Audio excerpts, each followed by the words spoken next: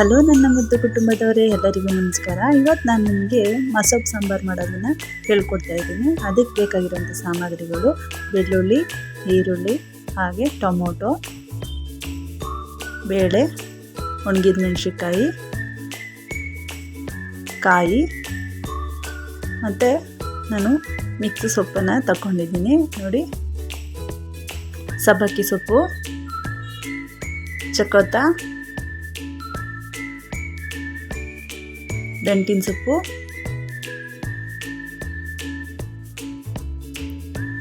ಪಾಲಕ್ ಸೊಪ್ಪು, ಮೆಂತ್ಯ ಸೊಪ್ಪು, ಇಷ್ಟು ಎಲ್ಲ ಮಿಕ್ಸ್ ಸೊಪ್ಪುಗಳನ್ನೇ ತಗೊಂಡಿದ್ದೀನಿ ನೋಡಿ.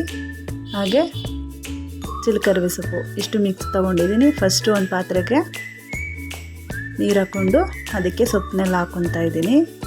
ಏನು ಮಿಕ್ಸ್ ಸೊಪ್ಪು ತೊಗೊಂಡಿದ್ದೀರ ಅದನ್ನೆಲ್ಲ ಆ ಪಾತ್ರೆಗೆ ಹಾಕ್ಕೊಳ್ಳಿ. ನೆಕ್ಸ್ಟು ಅದಕ್ಕೇ ಈರುಳ್ಳಿ, ಬೆಳ್ಳುಳ್ಳಿ ಮತ್ತು ಕಟ್ ಮಾಡಿ ಇಟ್ಕೊಂಡ್ರಂಥ ಟೊಮೊಟೊ, ಒಣಗಿದ ಮೆಣಸಿನ್ಕಾಯಿ ಮತ್ತು ತೊಗರಿಬೇಳೆ.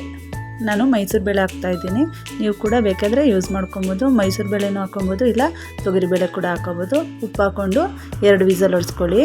ಮತ್ತು ವಿಸಿಲ್ ಆಗಿದೆ ನೋಡಿ. ಈಗ ಅದರಲ್ಲಿರೋ ನೀರನ್ನೆಲ್ಲ ಸಪ್ರೇಟಾಗಿ ತೆಗೆದಿಟ್ಕೊಬೇಕಾಗುತ್ತೆ ನೋಡಿ. ಈ ರೀತಿ ನಾನು ಸಪ್ರೇಟಾಗಿ ನೀರನ್ನೆಲ್ಲ ಸಪ್ರೇಟ್ ತೆಗೆದಿಡ್ತಾ ಇದ್ದೀನಿ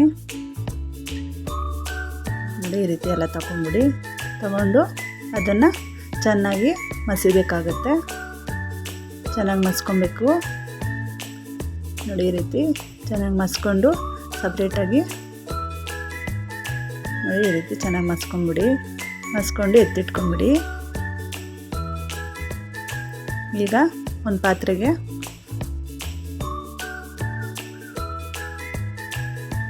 ಎಣ್ಣೆ ಹಾಕ್ಕೊಂಡು, ಎಣ್ಣೆ ಕಾದ್ಮೇಲೆ ಸಾಸಿವೆ ಹಾಕ್ಕೊಳ್ಳಿ.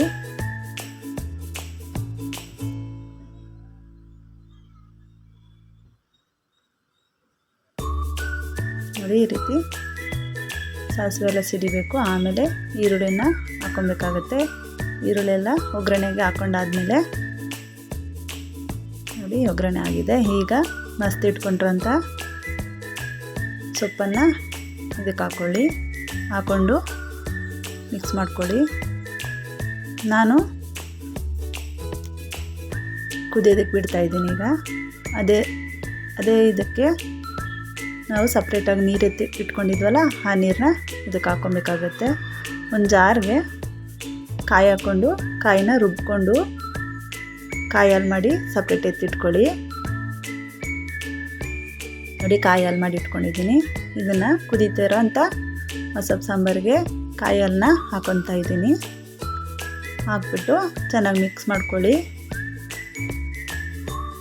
ಮಾಡಿಕೊಂಡು ಸ್ವಲ್ಪ ಅರಿಶಿನ ಕೂಡ ಹಾಕ್ಕೊಳ್ಳಿ.